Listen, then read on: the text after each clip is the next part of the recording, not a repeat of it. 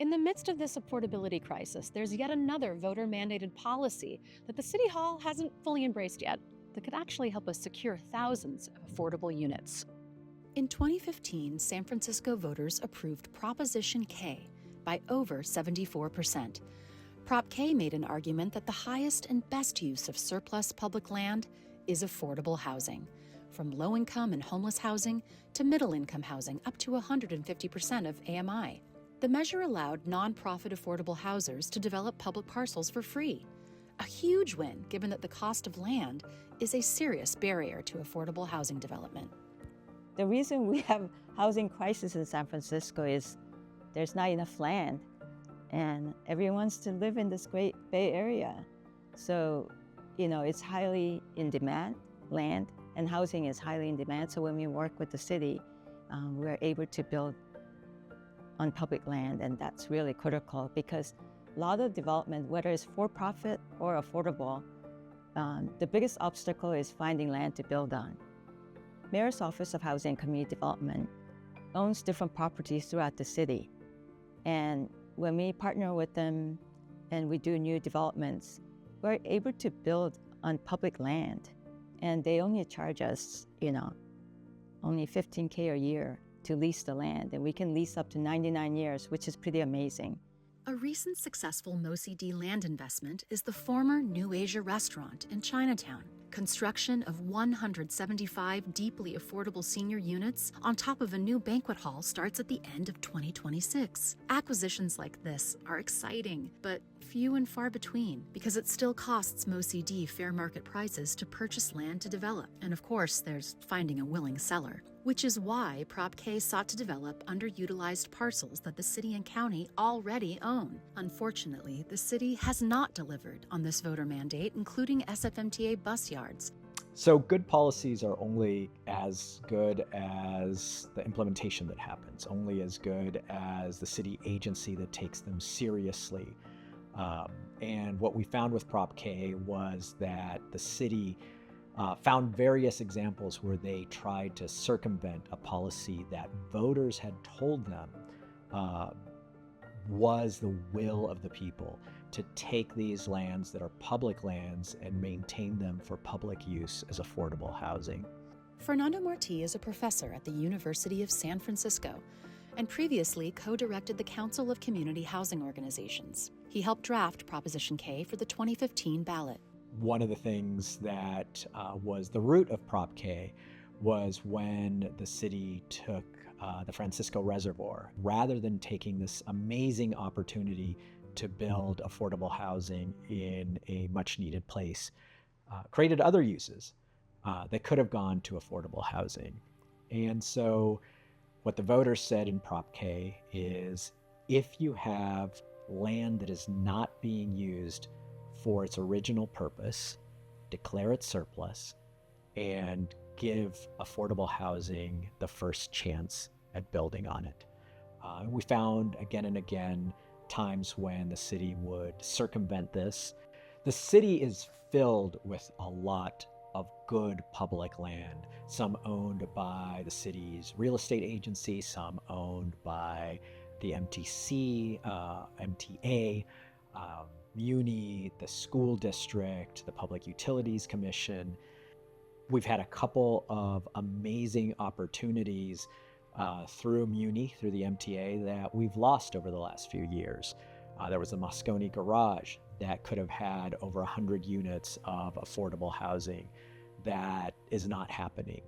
We had the Potrero Yard in the Mission, where rather than building vertically with a new bus support infrastructure for a new electric fleet with housing above, we ended up losing, I think, over 365 units rather than building the way we should, the smart way. And one of the things that we're seeing now is this current mayor's emphasis on upzoning and rezoning entire swaths of the city without taking into account the what's going to happen to the publicly owned sites in those rezoned areas. So now we've created a whole bunch more capacity for development on those sites, more density, but also greater value on those sites. And what we see across the country is that agencies immediately jump to this idea, well, what if we sell off our sites as a way to balance our budget this year, rather than thinking this is public resources, this is public infrastructure that needs to stay in public hands, because once we lose it, we're never going to get it back. Historically in San Francisco, for decades, we did a lot of upzonings, and the way we did it is through special use districts. So if you go back and look at the planning code, you will see, so-and-so affordable housing special use district, such and such affordable housing special use district. Or you'll see in the zoning code different height limits that said you could go up to 50 feet for everybody, or up to 65 or 80 feet for affordable housing. And it was a way to maintain that value of land, both for market rate development, but also to make it competitive and say, we actually have a public policy that says we need to figure out how to incentivize affordable housing on these sites. So as we look at the public sites, the sites that we, the people, already own, we need to look very carefully at how we upzone those sites so that they are upzoned specifically so that we can maintain those for public use, in this case as affordable housing, which we might see as infrastructure for the city. According to our housing element, 57% of all the new people who come to San Francisco need affordable housing. And leave the other 42%, 43% to the market. They can deal with the wealthy folks coming to work in AI and to be their financiers and whatever. A few years ago, housing finally became a topic in the city's capital plan.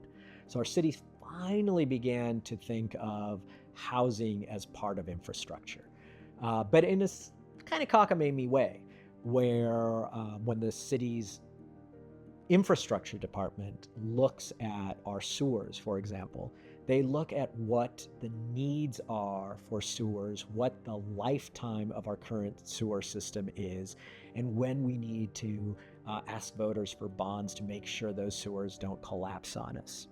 For housing, it became just as what additional bond can we put in between our parks bond and our sewer bond, rather than saying, what are the needs?